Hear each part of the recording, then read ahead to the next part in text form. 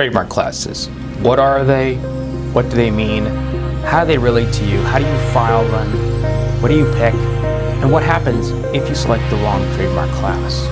Hi, my name is Ahad Syed, and I'm the founder of Syed Law at SyedLawOffices.com. And today we're going to be answering these questions and more. Stay tuned to the end because I've got some pro tips that are going to really help you file your trademark. I'm going to answer the top frequently asked questions. What are international trademark classes? Why do we need classes? How many trademark classes should you select? Where do you find the right trademark classes? If someone registers your trademark in another class, can you still file? Once you file, can you add more trademark classes? Should you file in as many classes as possible? Can you expand the scope of your trademark class? What are some key differences between classes? What happens if you select the wrong trademark class?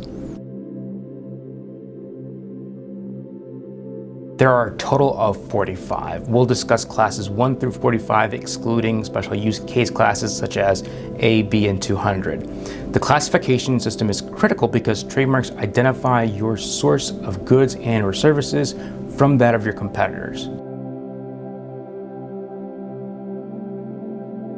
So, question 1. What are international classes or trademark classes? Classes are a way to organize and distinguish your goods and or services.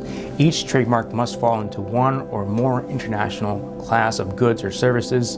In fact, applicants may use the international class system to see what other marks exist in similar trademark classes. By checking the trademark classes, a trademark owner can reduce the odds of a catastrophic likelihood of confusion refusal and reduce potential consumer confusion. For example, two trademarks may be identical in name, but coexist in different trademark classes. Think of Dove for soap in class 3 and Dove for chocolate in class 3. In fact, every good or service falls into at least one out of 45 different international classes. Sometimes goods and or services may fall into more than one trademark class. For example, if I own a software business service that sells downloadable digital videos, I can file in 2 international trademark classes. The 2 trademark classes are Class 42 for software as a service, SaaS, and Class 9 for digital videos. Question 2. Why do we need an international trademark class system? Imagine the entire spectrum of human services and all the goods that are circulating around our planet. The USPTO uses the term international class to refer to something called the Nice Agreement, a treaty that standardized international classes worldwide. In the past, each country used its own code to list the type of goods and or services that businesses sold. For instance, an item that the US listed in Class 11 would approximate to Australia's Class 20. As you can imagine, this produced irregularities when multinational corporations decided to file in more than one country, hence the need for one global classification system. Question 3. How many trademark classes should you select? This one is up to you, but you need to be discerning and watch your budget. If you're starting a new business, 1 or 2 classes should be enough, depending upon what you're selling. For instance, if you are a retailer who wants to use the same trademark to protect their store name and also sell goods like electronics, for example, you would select classes 35 for retail store services and class 9 for electronics. Be careful with the number of classes you select. The USPTO will multiply the regular government fee of $250 or $350 for a custom description by the total number of classes.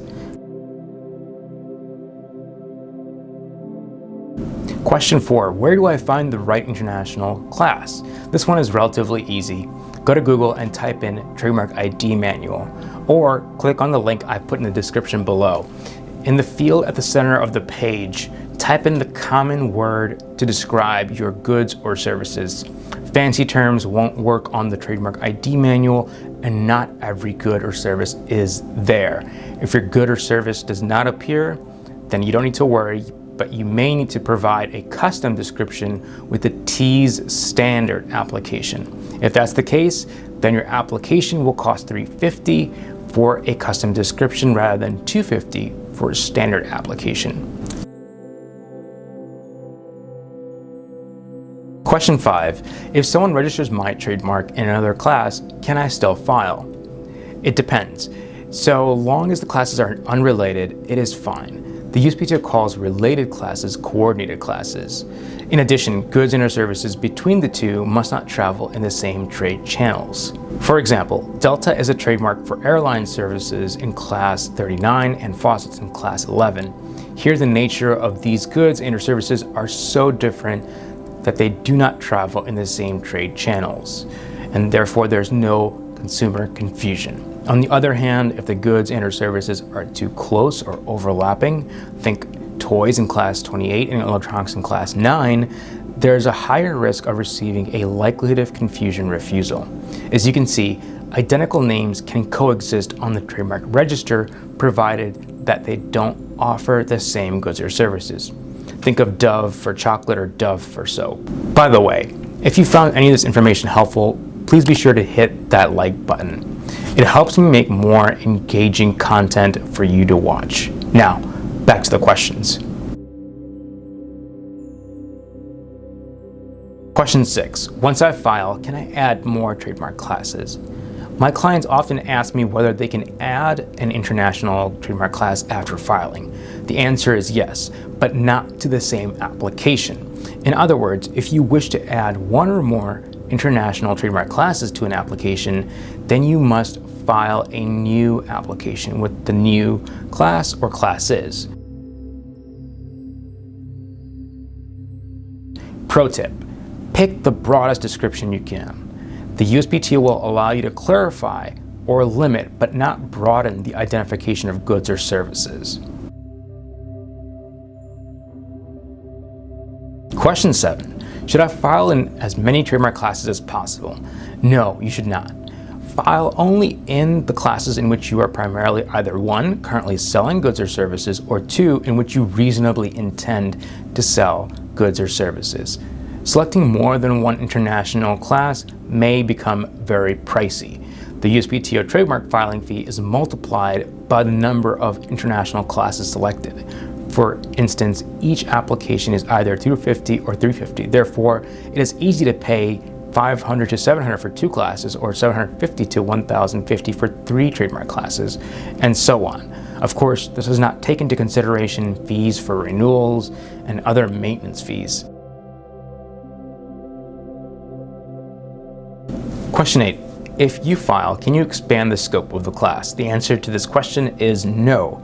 The USPTO will simply not allow you to expand the scope of your class. And that goes to the previous point. Pick the broadest descriptions, but pick those which are accurate. Question 9. What are some key differences between trademark classes?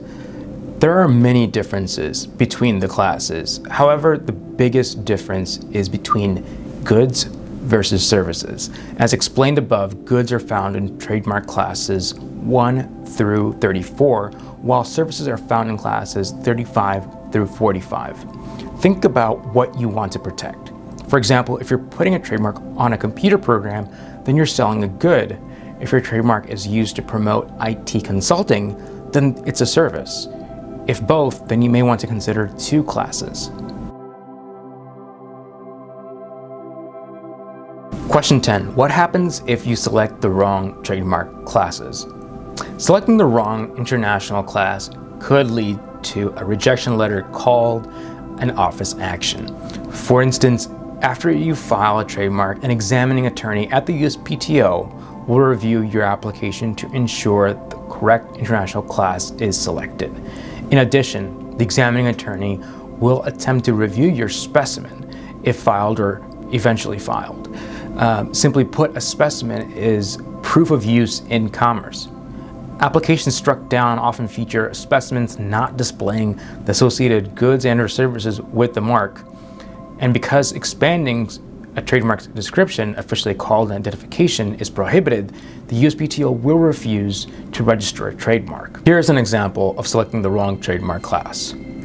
Al files for Lucky Capone Winery in Class 33 for wine bottles, as well as winemaker. Because Al is so busy with his other businesses, Al forgets to include wine tasting services. Here, Al attaches a brochure as a specimen showing his wine bottles and their prices. In this scenario, the USPTO stops Al's application. The USPTO notes that Al only filed in Class 33, but winemaker, a service, is found in Class 39. In fact, Al also wants to add wine tasting services too. Sadly, wine tasting is in Class 43. The USPTO refuses, explaining that expanding a trademark international class is prohibited. Accordingly, the best Al can do is to either pay the extra filing fee for winemaker in Class 39 or file a new application including winemaker in Class 39 and wine tasting services in Class 43. In summary, carefully planning out trademark classes plays a major role in proper trademark filing. Mistakes here could lead to potentially fatal trademark office action refusal. You should discuss your questions about trademark classes with a trademark attorney like Syed Law. I recommend reaching out to me if you have any questions about trademark classes. In fact, my firm offers an easy 3-step process to getting your trademark. Just fill out the online form in the description below, and I will handle your trademark. Hit the subscribe button if you enjoyed this video, or hit like if you got any value out of it. Thank you, and I will see you on the next episode.